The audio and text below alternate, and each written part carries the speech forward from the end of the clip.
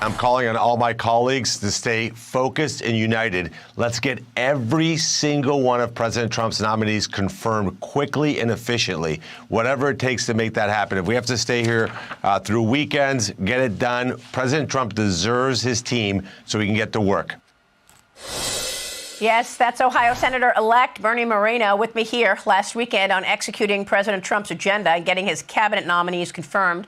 The Senate to begin confirmation hearings early next month, with Senate Armed Services Committee set to hold a hearing on Defense Secretary nominee Pete Hegseth beginning on January 14th.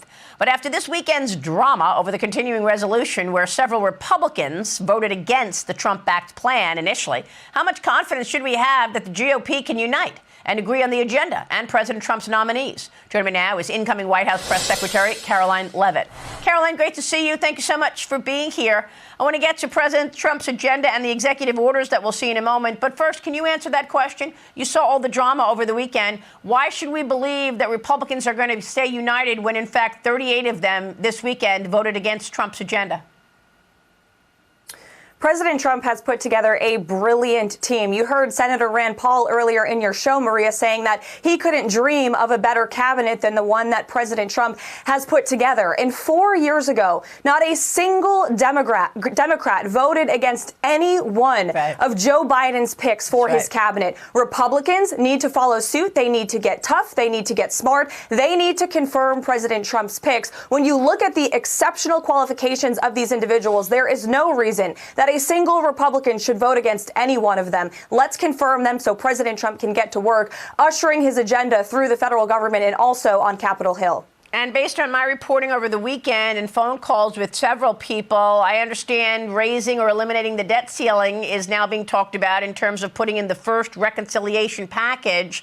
Will that be a spoiler for some Republicans?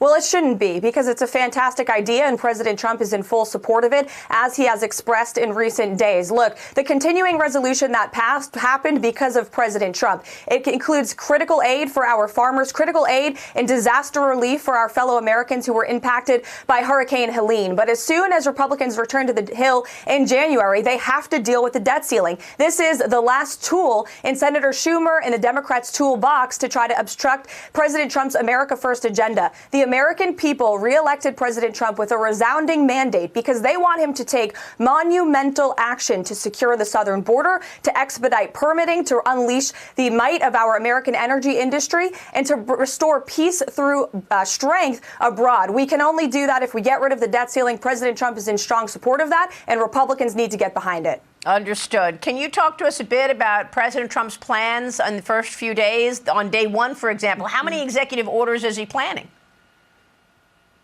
Well, President Trump isn't even back in the Oval Office yet, and we're already seeing the Trump effect. Small business optimism, Bitcoin, the stock market have all surged since the November 5th election. You saw the CEO of SoftBank announcing a $100 billion investment in AI, critical infrastructure, and jobs here at home. And it's not just at home. We see the Mexican president is now slashing cartels on their way to the southern border in caravans. You see Canadian Prime Minister Justin Trudeau flew to Mar-a-Lago in about 15 minutes when President Trump threatened tariffs. They just unveiled a $1 billion border plan to secure our northern border. So President Trump is already acting as the president. He's already taking steps to make real change for the American people. But as for executive action on day one, yes, he will use the power of his pen to deliver on many of the promises he made to the American people on the campaign trail to secure the southern border, to fast track permits for fracking, for drilling, and to also take executive action to stop some of the transgender insanity that we have seen take over this country. I think the American people are going to be pleased with what they see from President Trump within mere minutes of his return to the Oval Office. You know, we're talking so much all morning about the first reconciliation package being about the border, because I understood that you didn't have the votes to get the border bill through from Democrats and others, and so you have to do it through reconciliation. What are the executive orders that you're expecting on day one regarding the border? Well, securing the southern border, perhaps looking at Title 42. Many of these executive actions are still being considered by our policy teams and also our lawyers, how we can take, again, legal executive action to shut down the border, to immediately stop the surge of migrant criminals that we have seen over our southern border. And on day one, President Trump is also going to launch the largest mass deportation of illegal criminals in American history. He can do that immediately by empowering federal and local law enforcement to work together to identify, to detain, and to deport these illegal criminals that we know are roaming freely in our country. Yeah. We know there was nearly 500,000 illegal criminals, rapists, murderers, and drug dealers who are roaming freely in American communities right now in the Christmas season. That's unacceptable, and President Trump is going to take strong action on day one to end it and to deport these individuals from our country. So dangerous. It's unbelievable. Caroline, it's great to talk with you. Thanks so much.